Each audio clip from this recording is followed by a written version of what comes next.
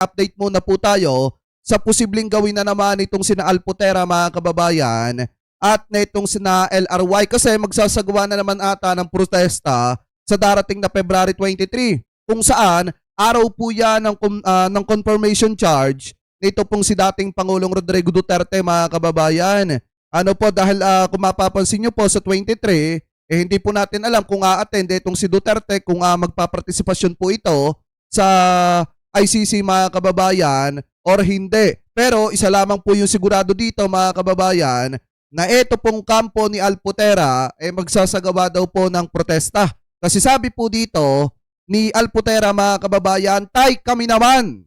Assembly Liwasan Bonifacio Convoy to the Supreme Court of the Philippines. Itong araw ng pagkakaisa, itong araw na mahinahong paninindigan, itong araw na sama-sama tayong magsasalita ng maayos, may respeto at may dangal. Pero alam niyo naman mga kababayan, kada may protesta yung mga yan, wala naman po magandang nangyayari. Kung hindi, puro lamang paninira sa gobyerno at wala naman kayo makikita na may pagrespeto at may dangal. Yung mga protesta na yan na allegedly ay pinipinance nito pong si LRY, aka Small Boy habang dumidikit-dikit sila sa First Family. At ito yung isang patunay mga kababayan na talagang si Alputera ang isa sa nasa sa likod ng mga maisog rally at mga rally mga kababayan na isinasagawa nitong mga DD-set ano po dyan sa Liwasan Bonifacio at sa iba pang mga lugar kung saan po sila nagsasagawa ng mga protesta. So ngayon, ang sabi pa dito, magtipon ng payapa, makibahagi ng may malasakit daw, at manindiga na may paggalang. Sa iisang tinig, para sa kabutihang panlahat, tay kami naman.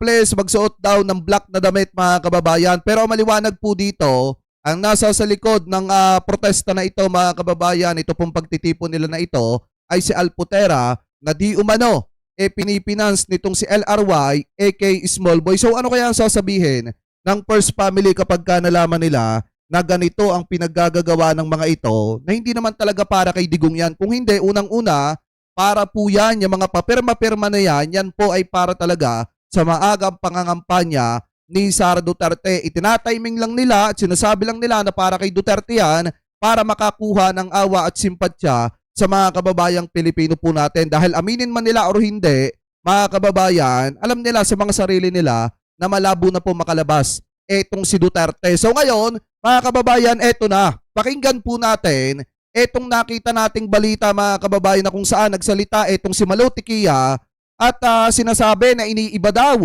ni Yusek Lar Castro ang kasaysayan na nangyari noong 2022 presidential election dahil pinalalabas po nila dito na si PBBM ang ayaw maging presidente ng taong bayan nung panahon na yon at si Sara Duterte daw po ang dapat na presidente at nagsisinungaling lamang etong si Yusek Lar Castro. So ngayon, eto pakinggan po natin etong sinasabi ni Malo Tiquia. Babasagin natin to mga kababayan.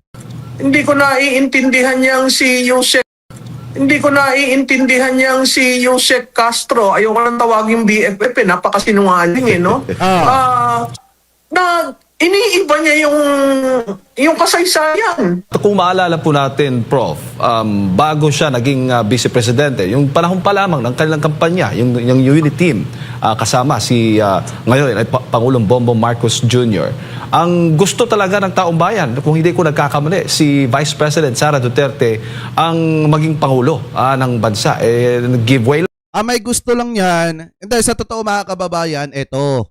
Gusto ni Sarang tumakbo sa pagka-presidente ng mga panahon na yon. Kaso ang problema nga, tama yung sinasabi ni Secretary Larry Gadon mga kababayan na etong si Sara Duterte talaga gustong mag-presidente. Kaso ang problema nung nagpakandak sila ng internal survey, talagang lumabas na kahuli-hulihan po etong pangalan ni Sara Duterte at nangunguna ang pangalan ni PBBM. So ngayon mga kababayan, kung mapapansin nyo rin, nung mga panahon na talagang sinusubukan ni Sara Duterte at ng kampo ni dating Pangulong Duterte na si Sara yung patakbuhin, ang dapat na bise ni Sara noon ay si Bongo. Walang iba kung hindi si Bongo. Kaso ang problema, ayaw ni Sara Duterte kay Bongo mga kababayan at hindi po sila magkasundo. So ngayon, ang isa pa dyan, kung titingnan nyo rin mga kababayan, allegedly, talagang noong mga panahon na yon, maliwanag na si Sara ang nag-apply kay PBBM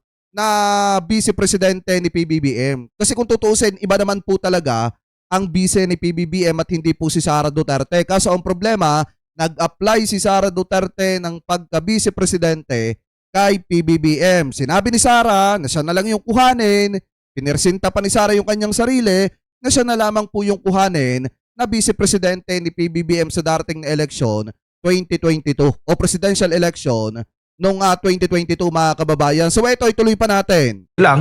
Itong si Vice President, kaya ganito ang nangyari. Tama yan. Kaya hindi ko naiintindihan yang si Yusek Castro. Ayoko nang tawaging BFF. Napakasinungaling no? Na iniiba niya yung kasaysayan. Eto, makinig ka. Makinig kang mabuti, Miss Malotekia, para maintindihan mo. Kasi nakakahiya naman po na tinatawag kayong prop, pero mali po yung sinasabi nyo. Ito, in my personal opinion po hindi sa sinisiraan ko kayo, hindi sa kinikriticize ko po kayo. Ang sa akin lamang, itatama lamang po natin yung mali pong sinasabi nyo. So ngayon, ito yung maliwanag dyan. Kasi hindi naman po magsisinungaling yung video. Mga kababayan, ito throwback lang tayo do sa Tacloban. Kasi sabi dito, malinaw na malinaw si Sara humingi ng tulong kay PBBM para gawin siyang katandem noong 2022. Ito, pakinggan nyo. So sabi ko kay Bongbong Marcos, pwede mo ba akong kunin? So sabi ko kay Bongbong Marcos, pwede mo ba akong kunin? Na vice presidente mo, tutulong ako sa'yo. Ano yung sabi niya? So sabi ko kay Bongbong Marcos, pwede mo ba akong kuhanin na vice presidente mo? Tutulong ako sa'yo. Yan yan yung mga matatamis na salita ni Sara Duterte noong mga panahon na nililigawan niya mga kababayan si PBBM na gawin siyang vice presidente. Ang sabi niya pa nga, tutulungan niya si PBBM na ibangon ng Pilipinas mga kababayan at paunlarin ang pamumuhay ng mga kababayang Pilipino po natin. Pero anong ginawa niya? Anong ginawa niya mga kababayan? Ayaw niyang tulungan ng presidente at ayaw niyang magtrabaho. Sa madalit salita, tamad. Di po ba? Tapos sasabihin ni Miss Malotekia na si Sara Duterte ang dapat na presidente noong 2022. Ito nga maliwanag Ayan maliwanag ang sinasabi ni Sara dito sa Tacloban. So sabi ko kay Bongbong Marcos, pwede mo ba akong kunin? Na vice presidente mo, tutulong ako sa'yo. Ito pa, Miss Malotekia, baka hindi ka pa nakukontento. Pakinggan mo to. BBM ang dapat maging presidente, mababait, masipag, higit sa lahat, hindi magnanakaw, hindi corrupt. Love you, BBM. I love you, BBM. Siya ang nagsabi na masipag at hindi kurap si PBBM.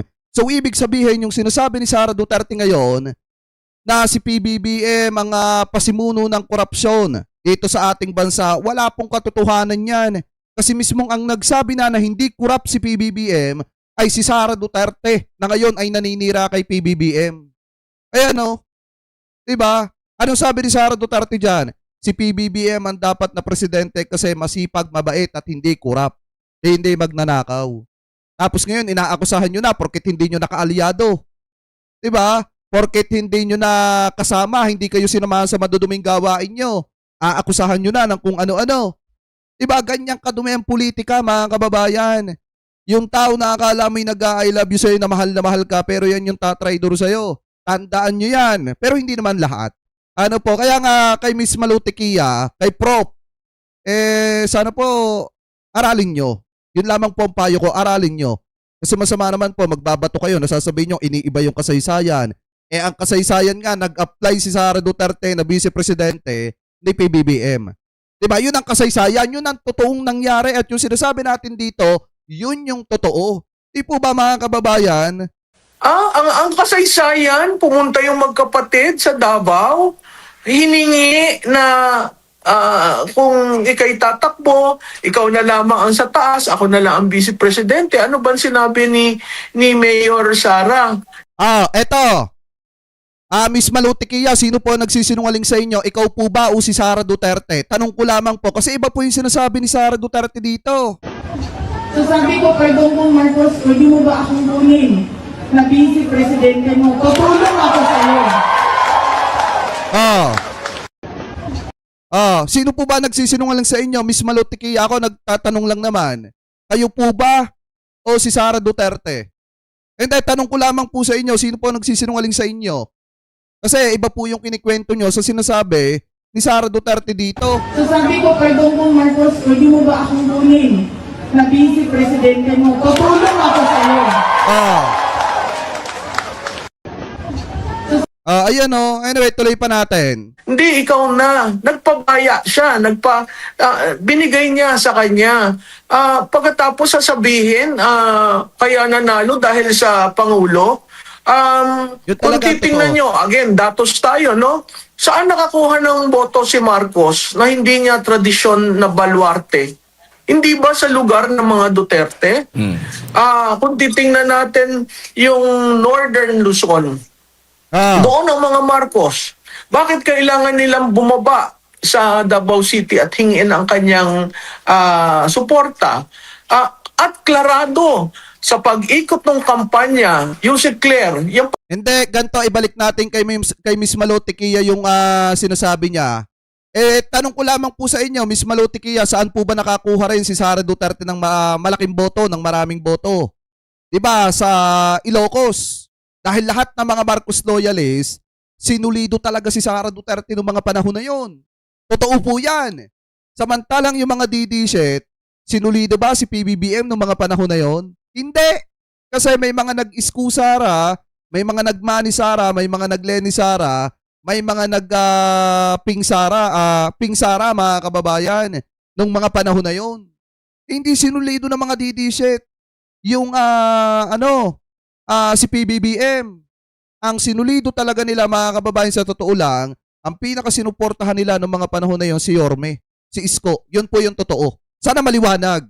Kasi sa totoo lang, yung maraming boto na nakuha ni Sara, yon ay galing sa mga Marcos loyalists. Dahil sinulido ng mga Marcos loyalists si Sara Duterte noong mga panahon na yon kasi siya ang VP ni PBBM. pagsisinungaling mo, itama mo, no? Sa pag-ikot, sa una pa lamang ikot, ang umikot si Mayor Duterte.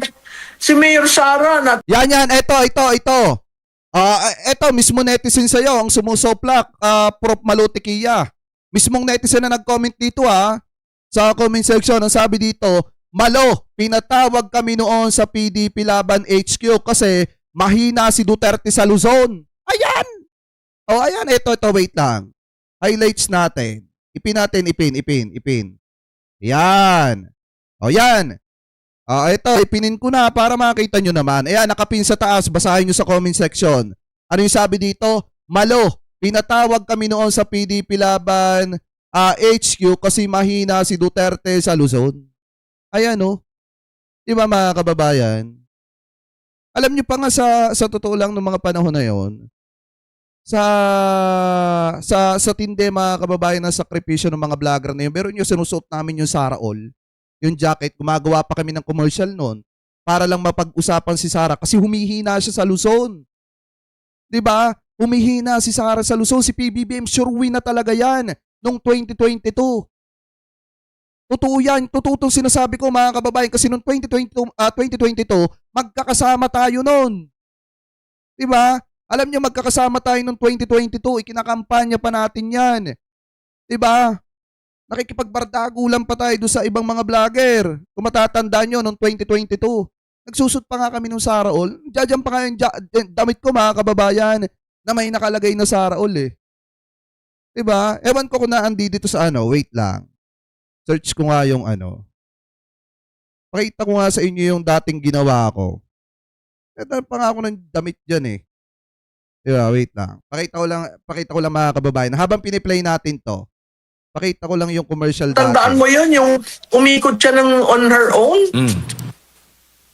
Di ba naman yun garantiya na magsisipag ako, makakuha ng boto nyo, liligawan ko kayo, at para na rin sa hindi kasamang presidente. Hindi ko maintindihan kung saan nanggagaling yung mga ginagawa ng presidential press officer, no? Na imbis na pag-usapan ang mga nagawa nitong administrasyon na ito, she spends time hurling. Hindi ko na kasi mabuksan mga kababayan tong TikTok ko dati. Ayan o. Ayan yung TikTok ko dati ha. Ayan. Gumawa pa nga kami ng commercial dyan. Ayan o. Ayan o.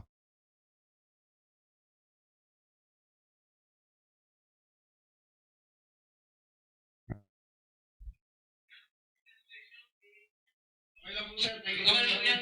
Okay lang po, sir. Wala akong mabayaran. Thank you po. Ito guys, galing kay Ma'am Inday Sara Duterte ito. I-unboxing natin mamaya. Ano po? So, tingnan na lang natin kung ano yung laman. May mahalagang laman daw po ito. So, ngayon, at nakita nyo naman, napakaganda ng suot nating hoodie ngayon. Ano po? At talagang fit na fit sa atin. Ayan, oh. Kasyang-kasya, sakto lang. Di po ba? Napakaganda, oh. Saka may kasama. Oh. Oh, ano? Ano, ha? Ayan o, patunay o mga kababayan. Ayan. Ayan, Kasi sa totoo lang mga kababayan, humihina si Sara Duterte noong 2022 sa Luzon. Kaya nga kung makikita nyo mga kababayan ha, kung mapapansin po ninyo, noong 2022, gumawa pa kami ng promotion yan. Ayan o. I-deliver po sa atin. So, po siyang damit. So, Ano? Baka yung mga didisit dyan, magano ha. Si PBBM, hindi na namin kailangan ganyan, gumawa pa ng mga ganyan-ganyan noong 2022 kasi malakas siya. Siya ang pinag-uusapan, yung presidential, ang pinag-uusapan ng mga panahon na yon. Hindi po ang mga vice, lalo na mga kababayan, sa totoo lang, ang mahirap noong 2022 ay Sara Duterte, hindi siya umaattend ng mga vice presidential debate. Diba, hindi siya umaattend ng mga panahon na yon. Nakita nyo ba na umattend siya ng mga debate? Kaya nga, hindi alam pa ng taong bayan kung ano ang plataforma ni Sara Duterte ng 2022. Ang hirap niyang ibenta noong 2022, alam nyo ba? Kaya mas pinili niya magsulo. Di ba kung mapapansin niyo may mga time na nagsusulo siya kasi alam niya na sureball na siya sa mga Marcos loyalist dahil susuportahan siya dahil siya ang BP ni PBBM. Ganun po katindi ang loyalty ng mga Marcos loyalist. Pag ikaw ay tumakbo at ikaw ay halimbawa isa kang Marcos o katandem ka ng mga Marcos, isusulido ka ng mga Marcos loyalist. Yan yung katotohanan dyan. Ganyan katindi mga kababayan ang mga Marcos loyalist. Yan ang hindi alam ng mga DD-shit. Ano po, yan po yung hindi alam nila. Anyway, tuloy pa natin. Titingnan natin yung Northern Luzon. Doon ang mga Marcos. Bakit kailangan nilang bumaba sa Davao City at hingin ang kanyang suporta?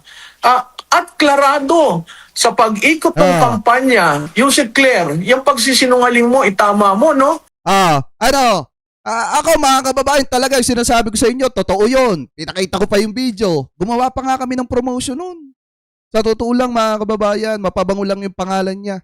Kasi mahina talaga siya sa Luzon noong mga panahon na yun. Yun yung katotohanan dyan. Mahina siya sa parting Luzon noong mga panahon na yun. Yung sinasabi ko sa inyo, totoo yun kasi nangyari naman talaga. Pinakita ko din sa inyo yung video, pinapakita ko pa yung damit at yung hoodie. Kasi hindi talaga siya napapag-usapan ng mga panahon na yun. Sa pag-ikot, sa una pa lamang ikot, ang umikot si Mayor Duterte.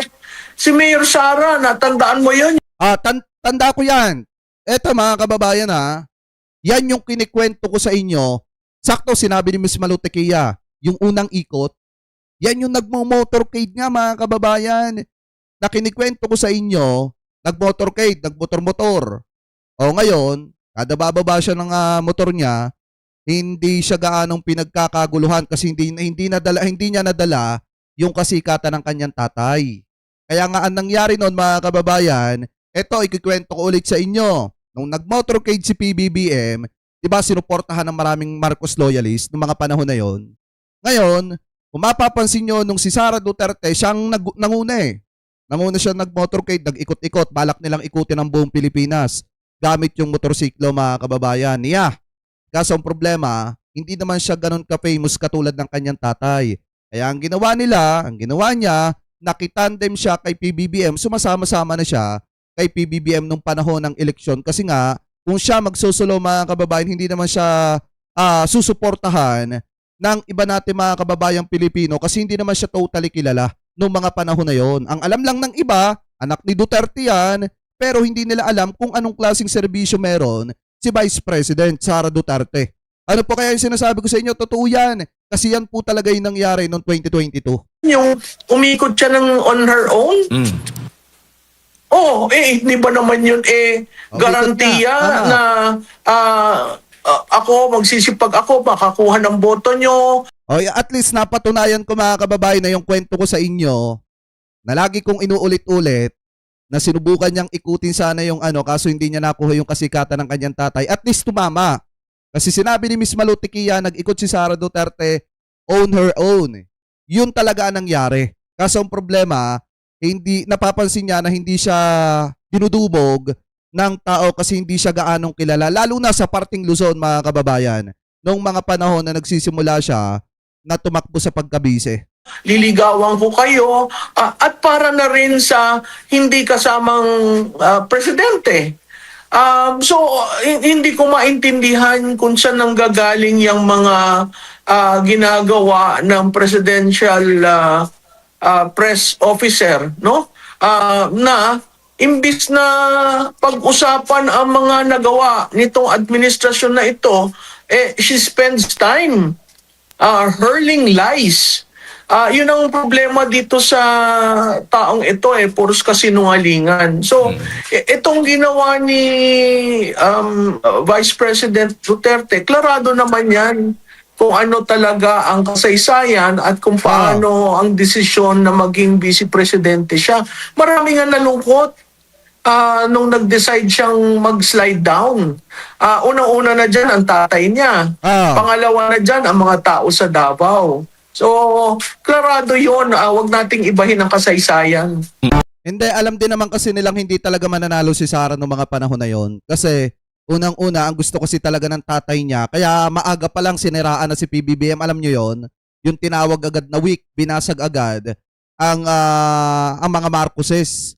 Noong panahon mga kababayan na habang nakaupo si Duterte, nung alam niya na medyo dihado etong si Sara, ang ginawa agad ni Duterte, talagang sinabihan niya ng weak si PBBM at sinabi niyang may bagahe. Siniraan niya.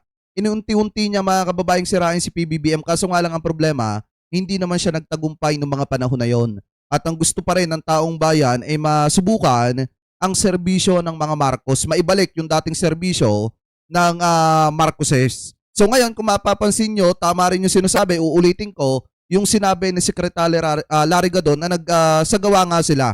Nagpasagawa sila ng internal survey at nakita nila doon na lamang si PBBM, kaya nagpasya ang grupo ng mga Duterte na mag-slide down etong si Sara. At maliwanag din naman mga kababayan yung sinabi dito ni Sara Duterte. Ito. Sabi ko kay Bongbong Marcos, pwede mo ba akong kunin na vice presidente mo? Tutulong ako sa iyo. Diba mga kababayan? Kaya nga yung sinasabi ni Miss Malutikia, yung mga paninira niyang kay Yusik Claire, para sa akin mga kababayan, ngayon pa lang at least napatunayan natin na talagang si Sara ang naghabol kay PBBM noong 2022 at hindi po si PBBM. Yung kwento ni Amy Marcos, ni Chavit Singson, wala pong katotohanan yan. Kasi maliwanag na nanggaling sa bibig ni Sara na talagang nakiusap siya, nakunin siya ni PBBM na katandem. Dahil nangako siya na tutulungan niya si PBBM kapag ka siya ay nanalo mga kababayan na vice presidente. Pero anong nangyari, saglit na matulungan niya, siniraan niya pa si PBBM mga kababayan. At ngayon, kung sakali naman na maging presidente itong si Sara Duterte, alam nyo na kung ano ang mangyayari sa Pilipinas at kung ano ang trabahong gagawin ni Sara Duterte. Kasi yung sinasabi dito ni Cathy Binag mga kababayan, yan po talaga ang balak na gawin ni Sara Duterte kung siya ang magiging vice-presidente. Kasi kung siya magiging presidente sa darating na 2028. So ngayon, sabi po dito mga kababayan sa Pinoy Trending, basahin po natin. Negosyante, nagbigay ng babala sa mga kritiko ni BP Sara, ngayon tatakbo ang vice sa pagkapangulo mga kababayan. Ako nagtataka ako, negosyante ba talaga itong si Cathy Binag? Kasi parang hindi naman. Mga kababayan. Alam ko naman kilala nyo itong si Cathy Binag. So ngayon sabi pa dito, nagbigay ng kanyang babala ang negosyante na si Cathy Binag sa mga kritiko ni Vice President Sara Duterte matapos ideklara ng opisyal ang kanyang pagtakbo sa pagkapangulo sa 2028. Ayon kay Binag, dapat maghanda na ang mga nasabing individual, ang grupo na marami umanong ginawang hindi maganda sa bise, sa mga nang api sa kanya, doon sa mga kung ano-ano ang ginagawa sa kanya. Tinatakpan siya, binababoy ang pagkatao niya, plus the fact na kinidnap ang kanyang ama at dinala sa dahig. Maghanda-handa na kayo, ani nitong si Binag. Kasi sure ako, may hawak siya at hindi natin alam kung ano yon. So good luck sa inyong lahat, dagdag pa niya. So ibig sabihin ngayon mga kababayan, kapag pala nanalo itong si Sara Duterte na presidente mga kababayan, wala pala siyang ibang gagawin kung hindi maghigante at gipitin ang gipitin yung kanya mga kritiko. Yun pala yung gagawin niya mga kababayan. So ano na lang ang mangyayari sa Pilipinas? May iwanan ng bansang Pilipinas sa mga kababayan Pilipino po natin, mapapabayaan. Katulad ng ginagawa niya, ngayong vice-presidente po siya. Kaya nga sa mga kababayan Pilipino po natin, mag-isip-isip po kayo ng maraming beses kung dapat pa bang pagkatiwalaan at iboto itong si Sara Duterte kung sakasakali mga kababayan na talagang ipagpatuloy niya diyang sinasabi niya na tatakbo siya sa pagkapangulo, kasi kawawa po talaga ang Republika ng Pilipinas at ang mamamayang Pilipino kung siya ang mananalo sa pagka-presidente. So kayo, mga kababayan, kung kayo po ang tatanungin, ano po masasabi nyo? Hingil po dyan, comment below na lamang po kung ano po ang comment at opinion po ninyo. Hingil po dyan mga kababayan.